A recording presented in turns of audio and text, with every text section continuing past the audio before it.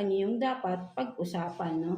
Maybe it is important, no? That's why parang you are desiring this connection or talking to that person, right? No, mga Taurus natin. So, ayun yung nakikita ko dyan sa card ninyo, Taurus. So, let's see what is your situation right now, no, mga Taurus. So, you have this no, and then I deserve abundance, no? So, for some of you, no, mga Taurus, right, no, ang nakikita ko naman with this card, no, ang sinasabi rito, no, for some of you, masyado kayong mapagbigay, right, no? Kung makikita mo rito, ang daming mga kamay dito. That is, maybe for some of you, baligtad rin, no? Pwede rin naman kasing vice versa, right, no? Ang energies naman, no, pwede magkabali-baligtad, right, no?